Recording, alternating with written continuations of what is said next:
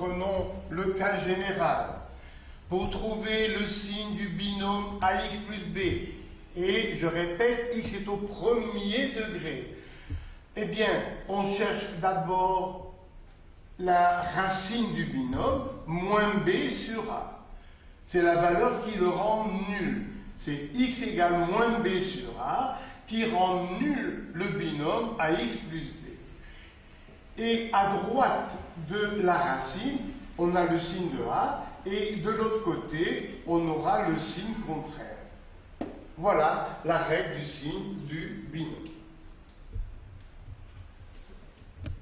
Comment trouver rapidement la racine?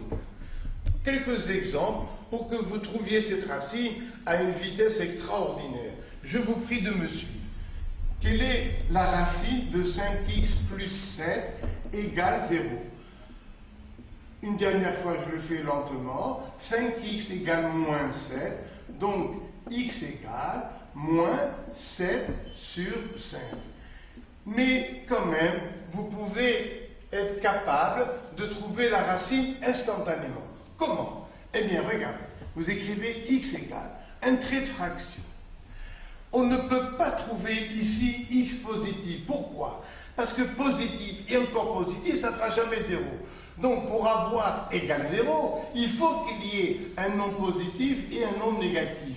Donc, x égale moins. Le coefficient de x est toujours au dénominateur, parce qu'on divise par 5 pour avoir x. Et en haut, vous mettez le nombre constant 7. Et vous avez x égale moins 7 cinquièmes. Bien sûr, encore des exemples. 2x plus 11 égale 0. Trouvons x instantanément. X ne peut pas être positif. On ne peut pas avoir positif et positif égale 0. Donc x est négatif. Vous tracez le trait de fraction. Vous commencez par le coefficient de x2. Vous le mettez en bas. Tout le temps, toujours. Et le numérateur, c'est 11. Encore des exemples. 4 moins 9x égale 0. Comment trouver la valeur de x instantanément? Ah, cette fois-ci, il y a le signe moins. Donc x sera positif. Voilà le trait de fraction. Qu'ai-je dit tout à l'heure en criant? Il faut que le coefficient de x soit au dénominateur et le 4 en haut. Et voilà la racine.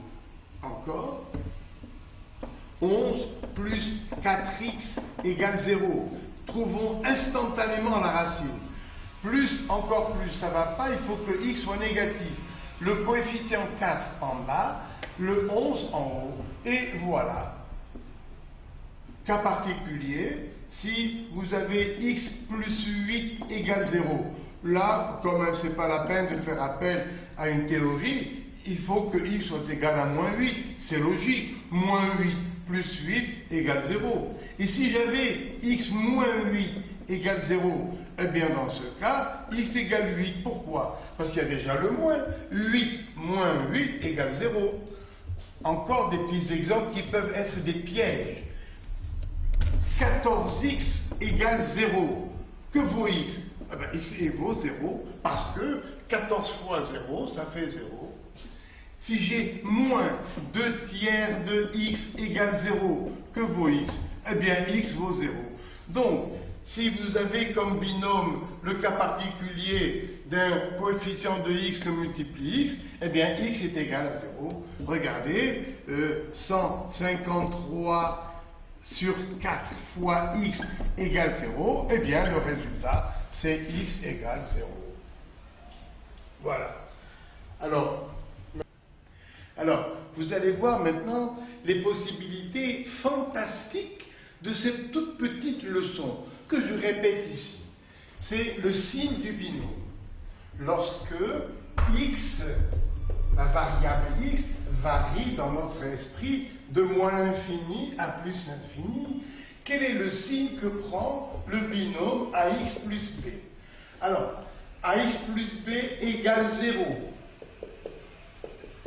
Pour x égale, alors disons-le directement, là on a moins, bien sûr, le coefficient a au dénominateur et le terme constant au numérateur. Il va de soi que A doit être différent de 0, bien sûr. Autrement, ce n'est plus un binôme. Si A égale 0, ça nous donne juste un chiffre. Alors, donc, AX plus B devient égal à 0 lorsque X prend la valeur appelée racine moins B sur A. Quel est le signe que prend ce binôme à droite de la racine? Eh bien, c'est le signe de A, le signe du coefficient de X. Et de l'autre côté, on mettra le contraire. Deux petits exemples pour que vous soyez sûr d'avoir bien compris. Et après, je vous montre les possibilités extraordinaires. Alors, X varie de moins l'infini à plus l'infini. Quel est le signe, par exemple, de 2 plus 5x? Voilà. Quel est le signe que prend ce binôme lorsque x parcourt tout l'espace de moins l'infini à plus l'infini? Alors, la racine, quelle est-elle? Eh bien, il y a plus et encore plus. Donc la racine est négative. Le coefficient de x en bas, le terme constant au numérateur, c'est moins 2 cinquièmes. Lorsque x prend la valeur moins 2 cinquièmes, le binôme devient égal à 0. Eh bien, je veux bien vous le prouver pour que vous compreniez encore mieux. Regardez, ce binôme s'écrit 2 plus 5 fois x. Remplaçons x par moins 2 cinquièmes. J'efface x et je mets à la place moins 2 cinquièmes. Je simplifie. 2 moins 2, eh bien ça fait 0. Donc vous voyez que ce nombre, c'est le nombre qui rend égal à 0 le binôme. Le signe, eh bien c'est le signe de ce coefficient à droite, donc plus et moins. Un exemple, prenons x égale 0. Eh bien, pour x égale 0, il reste 2, c'est positif. Si x vaut 3, 5 fois 3, 15, et 2, 17, c'est positif, etc., etc. Et de l'autre côté, c'est négatif. Par exemple, donnons x à valeur moins 1. 5 fois moins 1, ça fait moins 5. 2 moins 5, ça fait moins 3. Le résultat est négatif. Encore un dernier exemple. X est 8 moins 5x. Allez, x varie de moins l'infini à plus l'infini. 8, le binôme 8 moins 5x devient 0. On dit s'annule. Pour x égale quoi? Eh bien, regardez, il y a déjà un moins. Donc x sera positif. Je trace le trait de fraction. En bas, au dénominateur, je mets le 5. Au numérateur, le terme constant, 8 cinquièmes. Et pour le signe, à droite de la racine, le signe du coefficient de x, c'est-à-dire moins, et de l'autre côté plus. Si vous devez chercher le signe de 3x, quelle est la racine de ce binôme? Eh bien, tout simplement, c'est 0. Ça veut dire que lorsque x prend la valeur 0, 3x prend la valeur 0. 3 fois 0, 0. À droite, le signe du coefficient, sous-entendu plus. De l'autre côté du 0, ce sera moins. Encore. Quel est le signe de moins 1/3 de x lorsque x varie de moins l'infini à plus l'infini? Eh bien, moins 1/3 de x devient 0 pour x égale 0. Faites la preuve. Si x vaut 0, 0 sur 3, ça reste 0. Le signe, eh bien, à droite de la racine, le signe du coefficient de x, c'est-à-dire négatif, et de l'autre côté, positif. Bon, alors voilà donc, j'ai rappelé quelques exemples du signe du binôme. Quel est maintenant l'intérêt?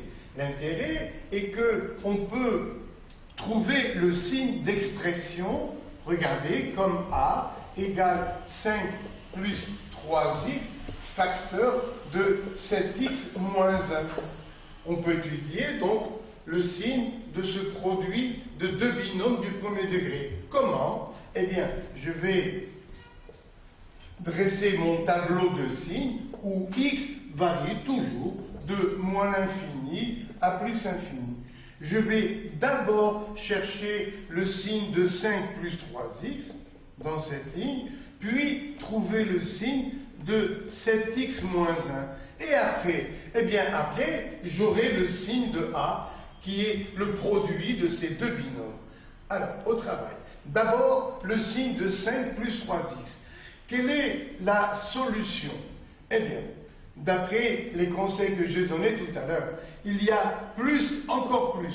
Donc, la racine est négative. Comment? Quelle est sa valeur? Le 3 au dénominateur, le 5 au numérateur, ça fait moins 5 tiers. Et ici, eh bien, que vaut x? Il y a déjà le signe moins.